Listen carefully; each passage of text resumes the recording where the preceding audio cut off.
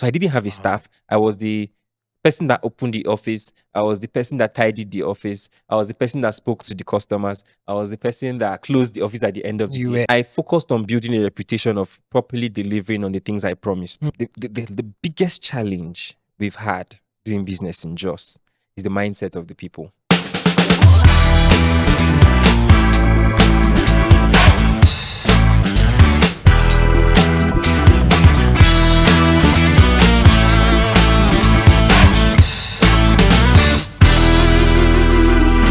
Hi there. Welcome once again to the Just Start podcast, where we bring you conversations, stories, and insights around business from the city of Jos. I am your host, Timothy Kunat, and it's exciting to be back here with you once again. And you know the drill, right? There are 4 things that I need you to do right now. The first thing is to subscribe if you haven't subscribed to this page. The next thing is to like this video, then share it with everybody in your circle, your friends, family, enemy, everybody that you think needs to hear what we're sharing here. And finally, leave a comment. If you hear something that deeply resonates with you, if you hear something that you have questions to ask, leave them in the comment section. I will be excited to engage with you. All right. So we're getting straight into this morning.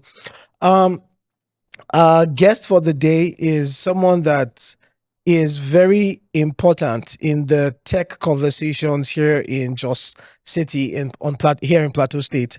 And you know, from running a tech hub to being part of a number of innovative ideas, this person is someone that you would all need to listen to, you'd all need to interact with because of the amount of insights that he has. I'm here with the one and only Nnamdi Ibe, founder of Axia Hub and many other things. Welcome, Andy. It's good to see you here. Thank you, Tim. It's so good to be here as well. Thank you for having me on. Awesome. I'm very excited to have you. I know that your schedules are very busy, but hey, Tech Bro in the studio today is not easy. I'm grateful that you took out time to be here.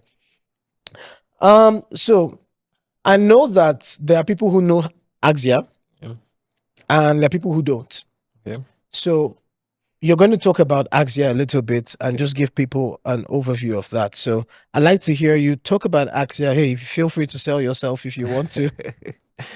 Okay, so Axia Hub there's a concept of innovation hubs in Africa that speaks to the need to create an enabling environment for tech to thrive. Hmm. It's African, it's global, but I'll speak to the African context. So that concept of innovation hubs speaks to a need for tech to thrive, for talent development to happen. Yeah. So an innovation hub many times is centered around organizations that create an enabling environment for tech to thrive.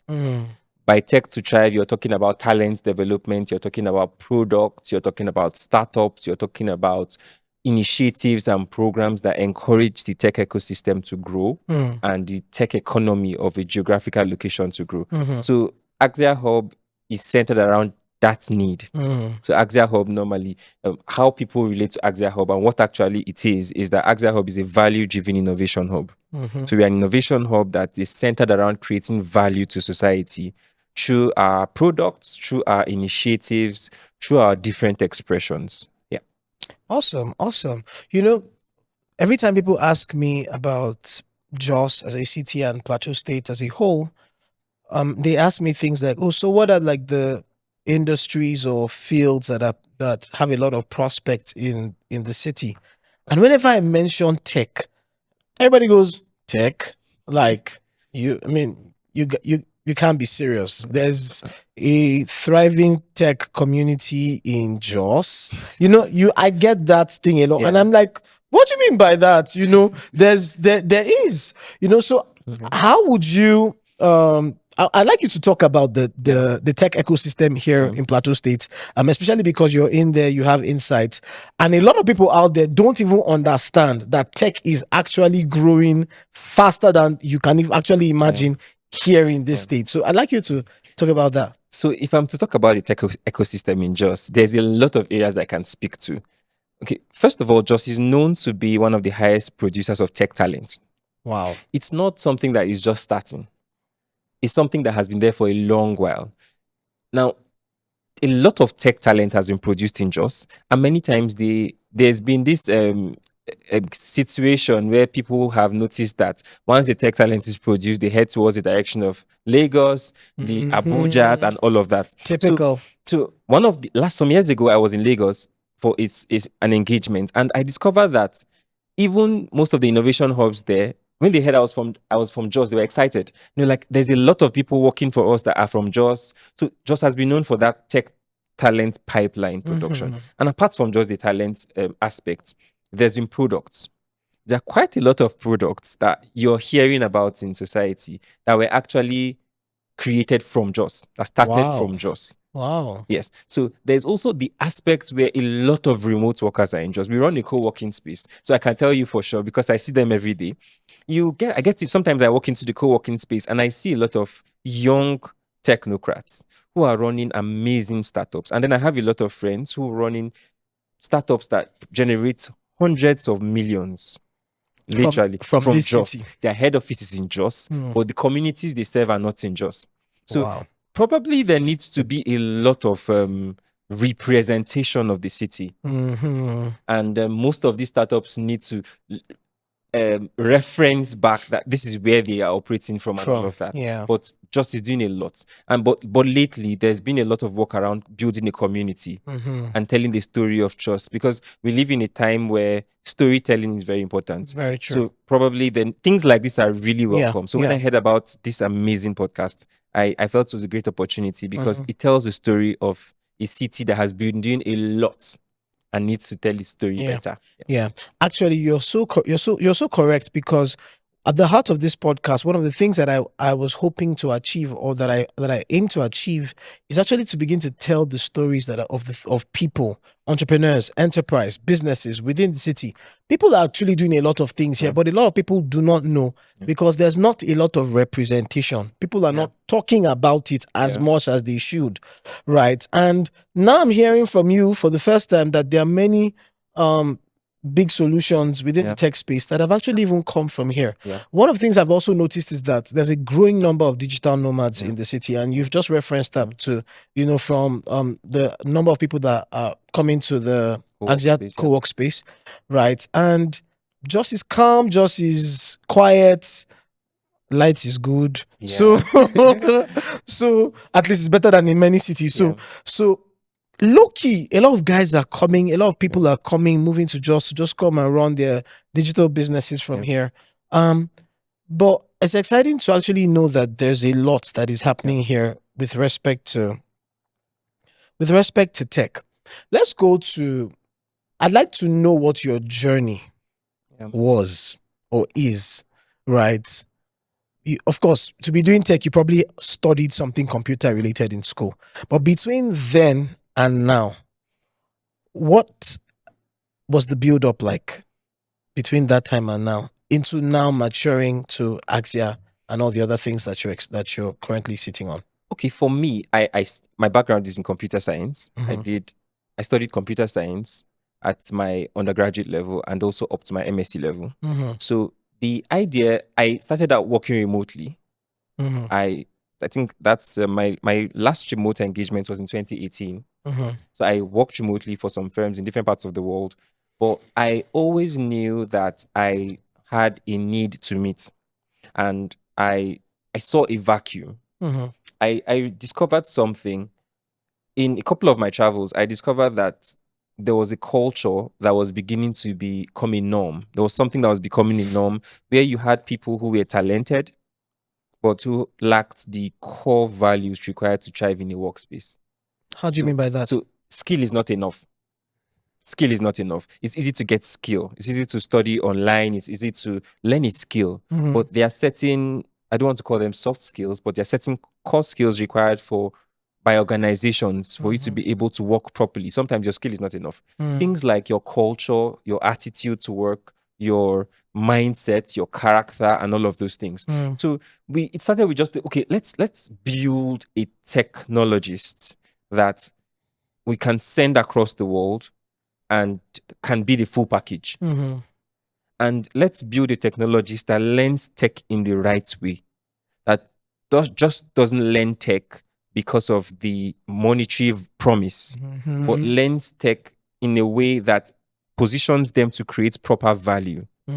Value beyond my next meal ticket, but value down to societal development, community development, and humanity development. So those were just the underlying thoughts. So yes, after working remotely, we decided to start Axia Hub, and it's grown from phase to phase to phase. So we had a big picture in our mind, but we've been taking off the picture puzzle by puzzle to where we are now. So yes, I had an IT background, and then I worked remotely for a while. So gradually we began to run the hub, and it has evolved to the various expressions it has now. Now, why Jos? I was born in Jos, first of all, so I have a bias. Sorry, the reason why I asked that is because I mean a lot of people building in the tech space are primarily in places like Lagos, especially Yaba and the island, or even Abuja. But Lagos is like the tech capital of Nigeria right now, or seems to be. Maybe there's a new place, I don't know. For now, okay, I like the sound of that. Right, so it probably would have been easier for you to go to a CC Hub, you know, or any of those places, you know, in Lagos. Why Jos? So I actually took my time and went. I itemized all the hubs, the major hubs in Nigeria, and I went there. I visited CC Hub. I remember I visited Premier Hub. I visited Innovate Hub. Quite a couple of other hubs in the country around that time. First of all, I have a bias because I was born in Jos, and I've lived most of my formative years in Jos. But that's not the reason. It's not a just to the world story for me. But I discovered something in my travels, that what I could get in Lagos, what I could get in Abuja, I could get in Jos. Okay. The major need of organizations like this is talent. And because the world is becoming a smaller community, it means that geographical location is not a major factor in the productive phase of your organization. Probably when you want to begin to engage with certain kinds of institutions and communities, you may need to consider the Abuja and the Lagos. But I discovered that because of the way the world is innovating, we had all of what we needed here. And I was also seeing a pattern that these other communities around the Lagos and the Abujas, they're becoming saturated. Very true. They're becoming saturated. And there was the understanding that I can even go as far as saying, and this is not to speak down about those communities, because they are amazing communities that have pioneered some of the most beautiful solutions that the world has come to find. But we decided to build differently. We decided to build with pure raw talent, and to build from a location where we could define how the community is formed. Yes, so we chose Just because it just gave us everything we needed, and just give us a good landing pad, a good launching pad where we could interface with the world properly. That's basically it. Amazing. And we've been achieving the results we wanted to. We would have we are achieving the results we would have achieved in the other locations from here. From here. Yes. Fantastic. I know that I've been privy to some of the amazing things that you guys have been doing at Axia, and just seeing how you're, like you just said, touching various parts of the world from the quiet city of Jos is very impressive. But here's something that somebody might be asking. You probably might be asking this, right? So let me just help you ask it. How did you get the money to start? Because I mean, while we're talking about Just Start, somebody might be talking and saying, Omo, I not get money. Oh. This guy looks like, see as he's fresh, he looks like he was born with a silver spoon. You know, maybe he had one daddy's money or uncle's money, or one rich uncle, or one big god, small boy, big god, you know, and you know, everything just soft. Me, I have this dream, but I don't have the money, or I don't have who will give me the money. And I also want to build something in tech. And this tech thing requires a lot of money. How did you start? It's a long story. Let's hear the story. It's a story of, it's also a model that I've come to teach to communities. Okay. But it's a long-term model. It's a patient model. In being around Lagos and Abuja, one of the things that is most common with those communities is the availability of funds. They have easy access to funding. But that was not The same the for you same here. around here. So what I did was this. I was not born with a silver spoon, Okay. but But was there a spoon? there was a spoon. The spoon was able to move me from point A to B, take me to school, get me good education, Mhm. and keep me able to focus on work Mm. and what I wanted to build. I had an amazing family that gave me the basics I needed. Mhm. But as regards to funding for what we are doing, what we did was we moved along the paths of products. So it was more of a case of robbing Peter to pay Paul. How? So we thought around solutions we could build that could fund what we wanted to do as an innovation space. Oh. Yes. So because I had an IT background, I spent most of the from very early in my life building products. But we got to build products that got customers early. And so, because of we had a clear vision of what we wanted to achieve, we wanted to build the innovation hub. We wanted to do a lot of work around the community. So, we set up those products to run, and those products funded what we are doing in the innovation space. So, we didn't look out for handouts. We've never won a grant. Wow. Yes, we've never With gotten, all the things that you we've guys have never been doing. gotten a grant. So basically, it's more of we are building organically. So most of the initiatives that people are talking about today that the hub is running started very small, but people began to hear about them when they became a little bigger and they started to reach a wider community. So it's the idea of starting very small. So for the big thing, for what we are doing with the secondary initiatives, it started very little, very little, and they need triggered the direction we grew into. Mhm. So we had other things we built that were running side by side, funding it, and then we built gradually. Mhm. Unlike most communities that start big and gain all the attention, we started small and kept on building incrementally. Yesterday, I walked into the office and we had a team meeting, and I saw the number of people On in the team. Axia Hub, and now it dawned on me that wow, all of these people work here. And it was not like that at the beginning. At the beginning, we were just 2, 3, and now we are in 20s. Wow. So it's all about starting small and building to match the picture in your mind, and then trying to set processes that run parallel that fund what you're doing. There's something that I want you to talk about, and I'm going to bring it up because I know I know a little bit of your story, all right? Because of course I want this to be as practical and straight to the heart as possible. Your first office space. Tell us about that. Wow. So let me go back a little bit. Because the idea is Yeah. to get people off their feet, and Yeah. sometimes somebody is thinking, oh, I don't have this, and no, I don't have that, my limitation is this and that. Talk about your first office space I'll go for the hub. Okay, I'll go a step before my first office space. Good. So first thing I did was I was working from my bedroom. Mhm. First phase.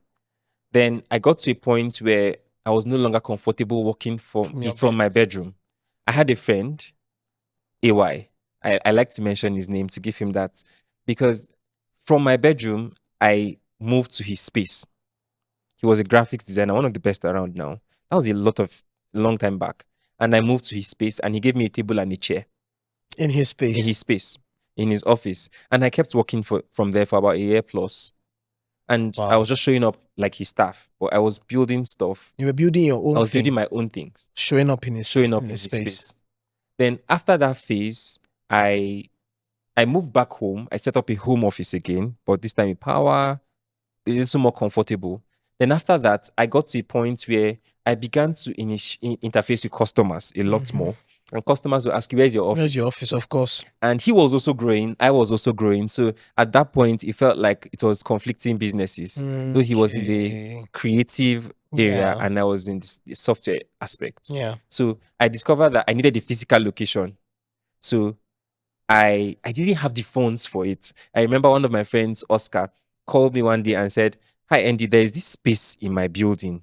I think you should lease." Oscar. And oh, you know him also. So I think you should lease. So the lady had this space and she was not using it. So I rented it. I remember I rented it for about, is it 80K? And you didn't have I 80K didn't that have time. it that time. So I met her and I said, okay, I want to use this space. So what she was very gracious. I just think it's God's mercies because she gave me her chairs. Wow. The place was already partitioned. The place, I just moved into it. So I paid a little token for the chairs. I paid for 6 months or 6 or 8 months because of the rent was already running. Okay. So I started to operate from there. I got my chair for my bedroom. I remember. And I had a picture of the office space I wanted to have. But that ran for a period of time. And then my first staff, I remember my first staff was an intern.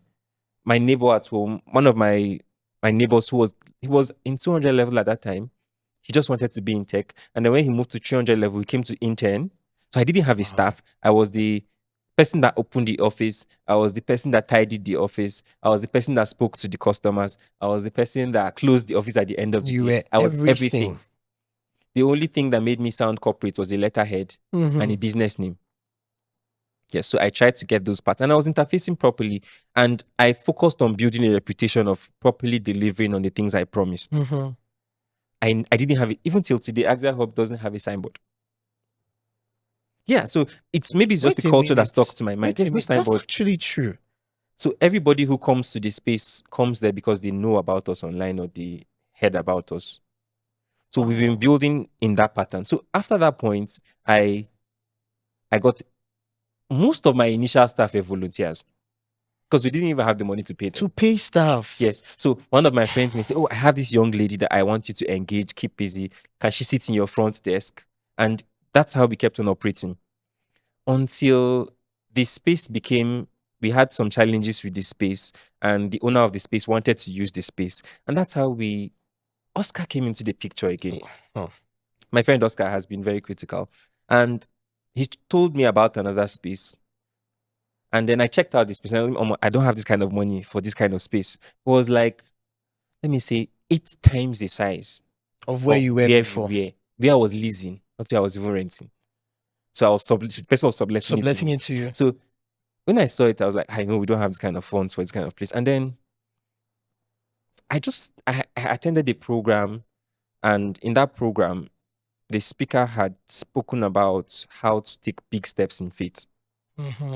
And I dared to take that step. And by the time I had paid for that rent, she shake us, not a coin won't even drop. And the place was dilapidated. But what I did, I now got my cousin. So if you look at all I'm saying, there's no way where I paid the professional. I leveraged on my relationships. And I started small. So I was starting small and I was leveraging up. So my cousin, who is an architect, I just gave him the dimensions of the space and he designed a partition system for the space. And he designed it according to the picture we had. The space was very massive. It was big. So we had a picture of, I always have a picture of what I want to get. Yeah. And I start to build along the paths gradually.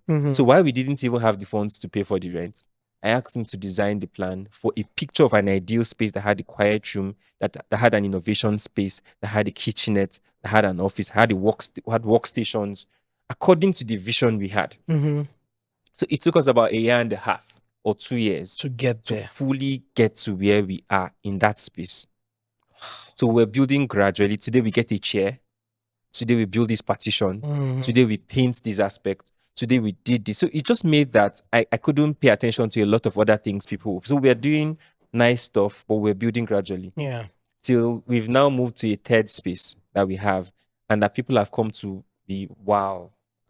Like okay, when they see the space. Yeah. But even that space we are currently in, even the co-working space we have, currently took over a year to put it together. Yes. As people were already hearing about Axia Hub.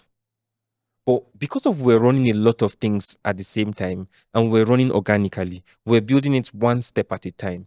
So it's a case of building small, having a clear vision of what we wanted to achieve, and then leveraging our relationships. And then God's grace in bringing the right people around that didn't strain us to get to where we are. Fantastic. I love the fact that every part of this conversation has had the critical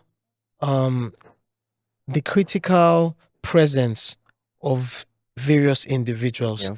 Because, and I was talking with someone the other day, and I was telling them that we cannot build in isolation. Yeah. if you're really going to build something that stands, you're going to have to leverage on relationships. Valid. And that's what I'm hearing through everything that you're saying. Yeah. Relationships. I mean, the first place you got out of your house was a friend. Yeah. You know, it was another friend that connected you to this Yeah. other place, and then that friend connected you. Yeah. Do you understand? So it's relationships all the way, and relationships are so priceless. Yeah. You cannot you can't put a price to relationships, and that's what I'm hearing from the things that you're saying. In building a team, Yeah. you mentioned something. You didn't have the funds to start paying people from the beginning. Yeah. A lot of entrepreneurs grow, right? And they get to the point where I'm doing so many things. Yeah. I'm already beginning to feel burnt out. You probably got to that point as well. Several times. I'm already beginning to feel burnt out. There's time to be clean. I need to, for example, I need to clean this office. Yeah. But the client also needs to come and visit me. Yep. And I don't want the client to see me as the one that's cleaning the office. Even though I'm the cleaner, I'm the CEO, I'm the everything. Yeah. At what point, or let me rephrase it this way, how did you go around building a team with limited funds? Yeah. How were you able to communicate what you were building to them in such a way that they were willing to go through the period of abasement with you before the course of things financially began to change? Yeah. That's one of my dearest stories. That's the team we have. So, and that has formed the very structure of our talent development expression. As at few months ago, 90% of the staff in Axia Hub were homegrown. Wow. Yes. So Axia Hub has some of the best talent you can get around in different expressions. But many of them, like literally 90% is being modest, because I can point one or two. But they were homegrown. They learned their trade at Axia Hub and they were patient. So it tells a lot about patience with people. So I had a lot of interns. So Axia Hub is centered around building people. So because we are centered around building people, if you get to study most of our initiatives and our expressions, it's people focused. So it then means that we take a lot of people from having no skill to having something to do and then building a career, and then we are willing to let them out. So around our team, we took a lot of interns. Many of the people in Axia Hub that are doing the amazing things came in as interns. They went through school. So you have to be patient with them. Some of them came in as core members.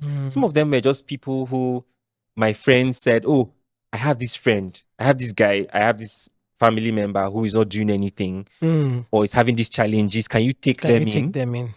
And so you take people in who don't have a clear direction about their life. Many of them even green. They don't even know anything about tech. Many of them might have been involved in vices. But then there are even times where you took in people who had no skills and you were paying them stipends. So I think it's a very crazy journey, because we took in all of these people with the hope that it will pay off. And it then gave them it built some form of loyalty and allegiance. So they believed in you a lot. And then you invest in them and then you start to reap the benefits, because one of the advantages is that you imbibe your culture into them. So at the point where you're placing a demand, it's not like you're contending with a culture from another place. So we built a lot of people. We have a lot of programs that where we build people, and many times these people come back and are willing to serve. So when I told you the number of staff we have, that's on-site staff. There are people who are not working with us physically in different parts of the world, who started with the hub and left and still maintain a lot of allegiance. So there's a question. It's a story of patience. It's a story of believing in people. It's a story of building people and seeing a future in people that is beyond their current state. And I've learned and I've come to accept that when you build people, it's an investment in the future. So that's how we built our team. believing in people and taking people who didn't deserve to be there or people who didn't have the ability required and patiently believing in them in the very frustrating days as well till they become what they are. Wow. Building people, but it's a patient and a Yes. slow process. And sometimes a painful process.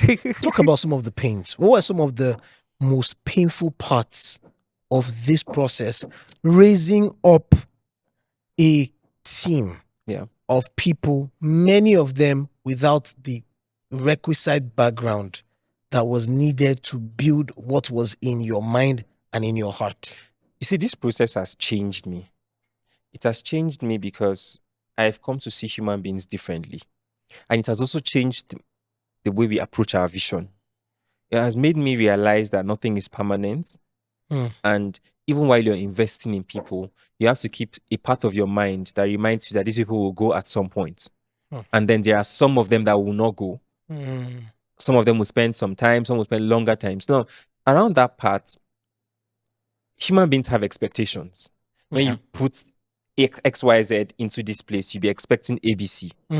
And many times, because of we run a very passionate organization, we pour in a lot of energy, psychological, mental, social, emotional, financial energy into building these people and shaping their lives. It's inevitable that you expect some of them to stay longer. So some of the painful parts is when you wake up and you just suddenly realize that this person is gone. And it helped us reculture our approach and build it in such a way that people can come and go and the system is not affected. So those transition points, they are transition. So what we've done also is to help prepare this talent and these people for transitions. So from the point you come into Axia Hub, we tell you that you're not going to be here forever. But if you think you have a future here beyond a phase, you can stay. So we are already preparing them for the next phase of their lives. And you're preparing yourselves too for, the eventuality that might happen. It reduces the expectations we have and we begin to prepare them. And it has helped us build systems that replace people. So we have set up pipelines of people coming in, expressing yourself and leaving while building other people that will replace you. So that's one of our very critical human resource strategies. Wow. So we build people that build people and keep building people. So there's a constant pipeline of people that are being built and churned out from Axia Hub in different areas. Wow. This sounds like a lot of work. It is. Because having a team of over 20 people now, on the outside, it's beautiful, but it means you have done a lot of hard, painful, groveling in the mud kind of work. I want to talk about the challenges for you in doing business in a city like Jos. Because of course it cannot all be rosy. All right. You've talked about, you were able to find some things, the things that you thought you needed in Lagos, you could find them here. But there probably are things that you can't find, or maybe not can't find, but as major challenges of doing business in your field here. What are some of those things, challenges, and how have you been able to work around them or overcome them? The most, the biggest challenge we've had doing business in Jos is the mindset of the people. That's the biggest challenge. It's the mindset. It's changing. It's painstakingly changing. It's changing with a lot of strain, but it's changing. It's that with no just to say this nicely, it's a case of you have a people who have talent, but who are comfortable. So you can bring in amazing initiatives, and they may not necessarily receive it with the enthusiasm that you expected. And I think that's the differentiating factor with other parts of the country. That people embrace opportunities eagerly in other parts of the country, while people around here are a little bit reserved. It's an advantage also because it helps you have people that are calm and are willing to learn, while you have to trigger the ambitious part of them. So you can put out a publication for this initiative that is meant to produce this kind of people, and around the world it runs into millions. to have that kind of initiative run, Yeah. and people are not seeing it from the place you're seeing it. So the mindset is a lot. So people didn't necessarily embrace the initiatives we put out until it ran for a long period and they began to see results. Yes. So I know that is beginning to change Mhm. because of a lot of other innovation hubs are also starting out. Mhm. A lot of work is going out around community. The government is doing a lot of work also. The previous administration, the IT agency did a lot of work around Code Plateau as Yeah, well. that's Code Plateau, Mr. Desa. Cold Plateau. Yes. He did a lot of Code Plateau did a lot of good to Plateau State. Yeah. A lot of good. It helps people see opportunities. And those kind of initiatives and a lot of other things we are doing is helping to shape the mindset of people around here. And that's why you're seeing a lot of startups popping up Mhm. because people are beginning to see differently. So I'm Yes. excited about the future of this region Mhm. because of those kind of things. But that's the major challenge I saw, the Challenge, mindset. Yeah. Because labor is not as expensive. Mhm. Power supply is good. Yeah. Cost of living here is very It's good. affordable. Yes. And so they have a lot of good things, but that was the major challenge I saw. Yeah. So The it's mindset. almost like when a lot of things are a bit easier, you get comfortable. Yes. And in that comfort, sometimes it can lead to complacency. Complacency. Yes. Yeah. So yeah. So if they just want, so we are doing a lot in painting the right picture. So while people begin to see more of the picture of the kind of world they should have, they are rising up gradually. Yeah. So, and we are doing a lot of work around the community as well. When I say community, both even the secondary school, which is a major part of what we are doing, Yeah. the higher institutions, the post-professional area, and the professionals as well. So it's changing the mindset of people Yeah. gradually. Yeah.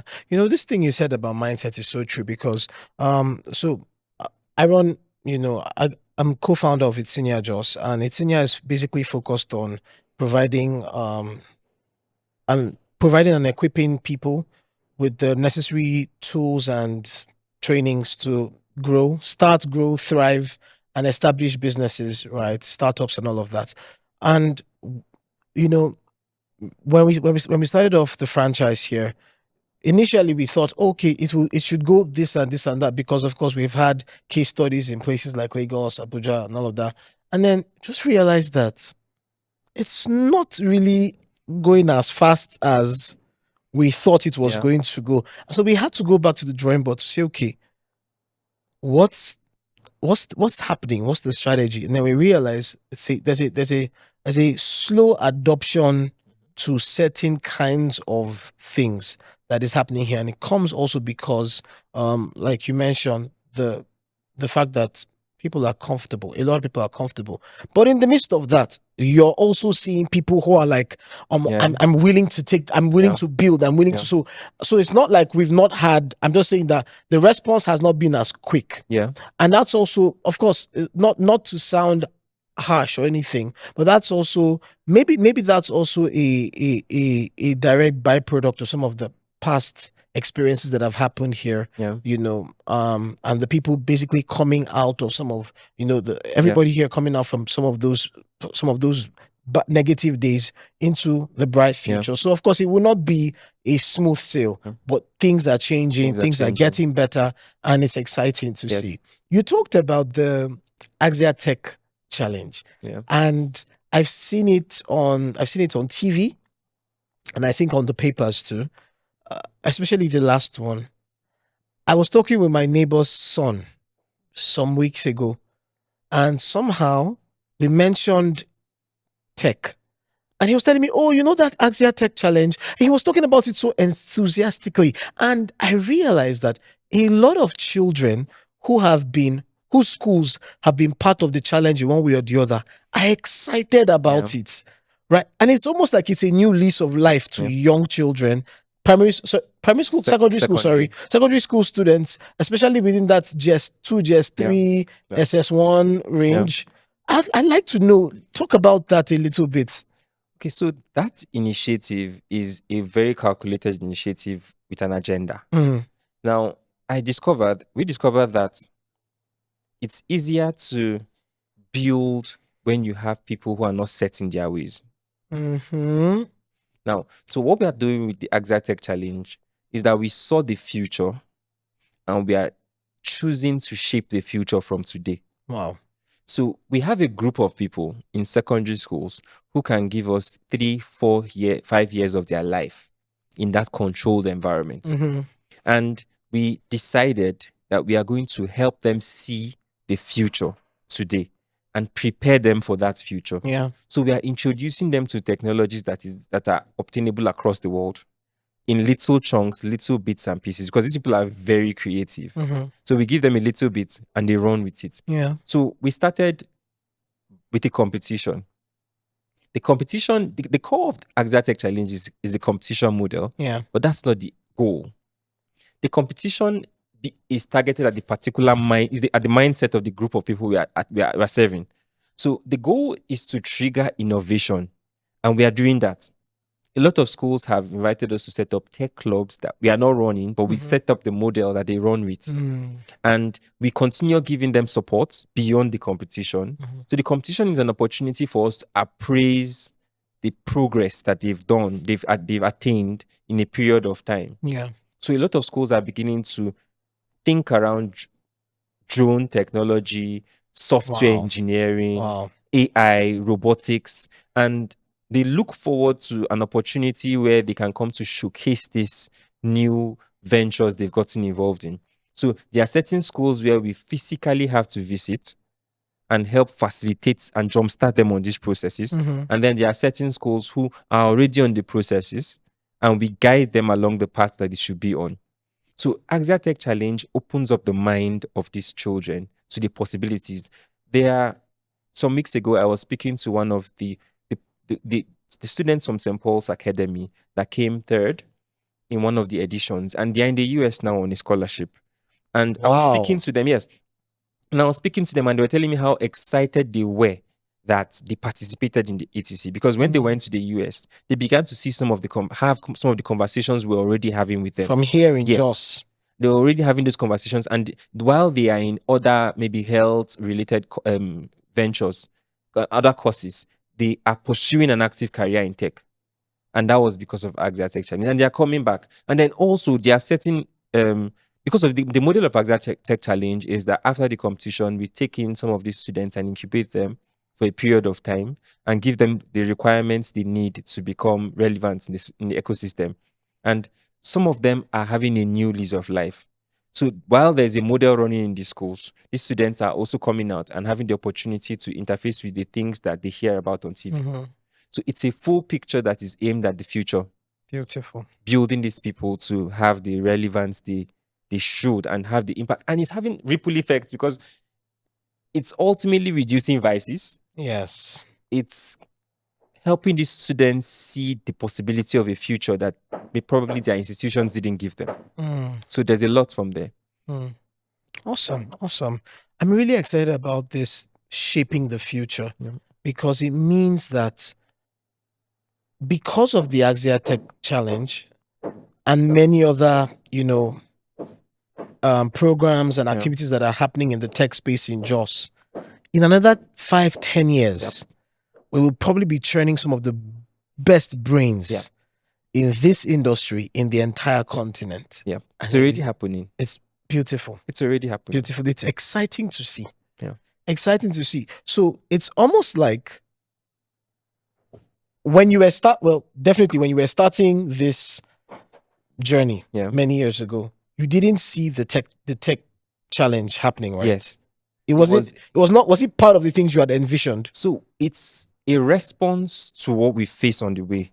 Hmm. So as we are going gradually and building incrementally, we see a problem and we step back in and think of how can we solve this problem that beyond problem. just the instant, beyond just the now. How can we solve this problem? Because we are blessed with a lot of visionary people. And our vision helps us we have a clear picture of where we are going. So when we see these problems, we try to tailor suit initiatives that will solve the problem and keep solving the problem and ensure that the problem doesn't rise up. Yeah. So the Axia Tech Challenge was one of those initiatives aimed at solving that kind of problem. Yeah. Awesome. Awesome. For young people who are looking to get into tech here in Jos, what are some of the opportunities Because now everybody's looking at tech, tech, tech. They say there's money in tech. Oh. Everybody wants to do something related to tech. Even the ones that know what they are doing and the ones that don't know what they're doing. But what are some of the opportunities that are they're the common opportunities, the ones that everybody sees? But Yeah. what are some of the ones that you wish more people paid attention to that have a lot of potential for growth and maybe are a little easier to get into? Once people have the ability to do things, there's no limits to what they can do. Okay. Now, I'm very interested in startups because if you listen to my journey, it's a startup journey. Yes.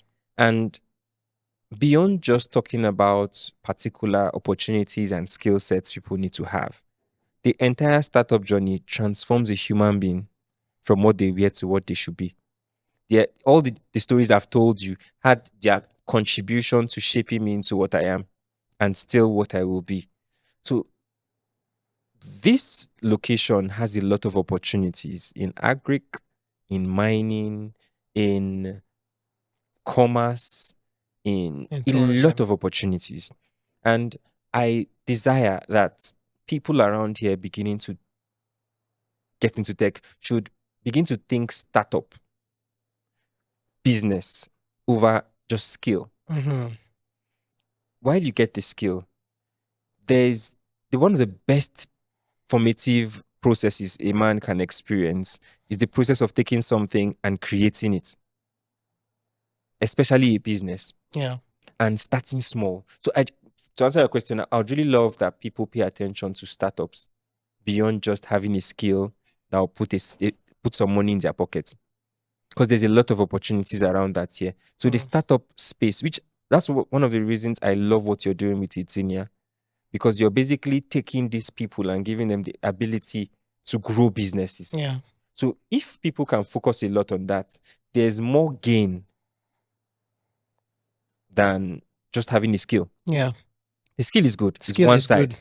But when you run a business, you empower more people than yourself. Yes. So that startup area is an area I really wish a lot of people begin to look into. Because a lot of funding in the world is targeted at startups And over not just talent. talents. So when you see the Abujas, the Lagos, all the funding you're seeing came to people who had ideas. Money Point, Paystack. All of those organizations started with people who had skill, but who thought around startup. Let's start a business that solves a problem. Then starting a business that solves the problem begins to attract the right kind of funding to you. Yeah. So I wish that's my desire. That's what I would love people to focus a lot more here. Yeah. Startups. The Yeah. process of failing and succeeding at a startup does a lot to a man. It does. It does. And I always say that the skill is not enough. Yes. The fact that I know how to do something does not mean I can run a business in that Yep. thing. And I think you also had mentioned the fact that Axia currently provides certain solutions to Yeah. startups, Yeah. helping to incubate them. Yeah. Maybe you need to. So we have a startup incubation program. Yeah. And one of the things, we're in a phase where we're looking to partner with a lot of other organizations that provide certain components of the value we want to give the startups. Yeah. Because in our interface with the startups, we are discovering that the startups have other needs. And we are high on collaboration. So we are looking to collaborate with a lot of organizations that provide those value. Now, we do a lot of work around startup. We have some successful startups already. We have startups in transport, in logistics, Wow. in mining. Now, when I say startups, I'm not talking about products on your laptop. I'm talking about products that are in the market that are serving communities that a lot of people don't even know. That is related to you people. Incubated from Axia Hub. Wow. Yes. So we have startups in transport, in logistics, in courier services. We have them in mining. We have in the human resource space. And the sales space. So one of the things we do is that we take people who have ideas, prospective ideas, and who are willing to commit to the process of developing those ideas into products and into businesses. And we provide them with all the support they need, most of the support they need, technical support, entrepreneurial support, in defining their core business processes and structure, Yeah. and they providing them with the enabling technology they need to power those businesses to the point where they are able to get their first clients and build a market base Yeah. and clearly have solutions they provide to society. Yeah. So we have that in Axia Hub, and it's growing. Our next phase in the startup incubation aspect of the hub is the partnerships we are having. There are a lot of prospective partnerships with people and organizations that provide similar value to what we are doing. Awesome. Awesome. Thank you so much. Finally, I'm going to ask, what are some of the things that you do personally as you Okay. that helps you to stay productive and sets you and keeps you constantly relevant? One of the things I do is research. I spend averagely average 4 hours a day researching, reading, Wow. watching videos. I just do that. It's already a part of me. So every single day, I'm even when I'm working, I'm on YouTube watching a documentary. I have my headsets plugged in. What's the next innovation in the world? What is China doing? What is the US doing? How is the global economic battle wars affecting Africa? Where are opportunities? What's the latest technology? What's Nvidia doing? What is DeepSeek doing? All of those kind Yeah. of things. I keep constantly exposing myself to those things. So I stay updated with research. I exercise a lot Mm. because I cannot be talking about all of these things we are doing. It takes a body to do that. It takes a So body. I do a lot of exercise. I play football Mm. in my free time. I do a lot of exercise, and I am I'm a faith driven person. Mhm. So most of what I was talking about is centered around my faith. Mm. Yes, because um that my faith gives me the power to dream and paint my vision clearly, and it also gives me opportunity to innovate before people see the physical innovation. Mm. So Wow. I take my faith seriously. I exercise a lot and I research a lot. Research. So I stay updated physically, spiritually, and intellectually. I like the sound of Yes. that. Well, awesome, awesome, awesome. I mean, thank you so much for your time. It's been so enlightening listening to you share all of these, things that you've gone through in building and being a part of the ecosystem, the tech ecosystem here in Jos. And just hearing some of the success stories that have come through the efforts of that little thing that you started many years ago and where it is now. And the fact that where it is now is not even anywhere Yeah. close to what the big picture that you have in your mind is. Um, one word or one quick statement to someone who's out there who's probably having imposter syndrome or inertia, struggling with, I have this idea, but I don't know if the world needs it. Should I just start? I don't know. I don't know. One word. What would you, one statement, what would you say to them? It's going to be funny, but it's just start. As the name of the program implies, really, but literally just start. In starting, you get to attract the kind of resources you want. When I say resources, I'm not just talking about money. I'm talking about people, opportunities, relationships, and money. You're going to attract people that have like minds, people that want to build what you're building. Yeah. So start small. Social media and the success stories of a lot of big organizations sometimes is overwhelming. Mm. It makes you feel like I can't see any opportunity to start what I have in my mind. But sometimes the validation for what you're doing comes when you start. Hmm. The validation or invalidation of what you're doing comes from when you start. When you start, you know whether this is actually even worth it. Yeah. When you start, you may see your opportunity in a different light. And what we are doing today is not what we really set out to do. Mm-hmm. We have an underlying we have underlying core values and visions, but the approach to our vision continuously evolves with each passing day Yeah. and each challenge we face. And we couldn't have this journey. Imagine how many people we've impacted. Oh, We've trained over 500 people, like wow. proper training. We've incubated close to 6 startups. Now we've impacted close to 400 students. Now Wow. that's not on one time. Like we do like 100, 200 yearly. Yearly. There's a lot. There are products we have in the market that are serving people, and it didn't just start suddenly. It started because it's possible because we started. And in starting, we face challenges, and that's why the research component is very important. Yeah. So that the more you keep yourself updated, that's the more you get to know innovative ways to solve problems you face on your journey. Yeah. So start, have an open mind, and most especially build relationships. Yeah. Most of the successes we've achieved as an organization and I have achieved as an individual is centered around my relationships of many years back. So if I would say one thing is don't close doors as well. Everywhere you go in your journey to becoming what you want to be, keep your doors open, because the world has a nice way of taking us to back to benefit from places we left.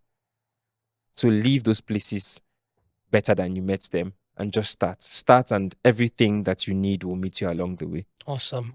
So 3 things to keep in mind is start, have an open mind, and build relationships. These are 3 important things that we're leaving you with today as you go back and think over this entire episode. And if you need to watch this all over again to digest some of the points that have been shared and some of the insights, please do so. Watch it as many times as possible. If you need to have a watch party with your entire community of friends, feel free to do so, because where you are is not where you should be. Yeah. Where you are can be the starting point to where you're going to. I leave you with these words, and I look forward to seeing you again and bringing more conversations and insights to you. Talking about business, talking about entrepreneurship, talking about just everything about life, and helping you to get up from that seat, get up from that place, and just start. I'm Timothy Kunat, your host, and I'm looking forward to the very next episode with you. Stay safe.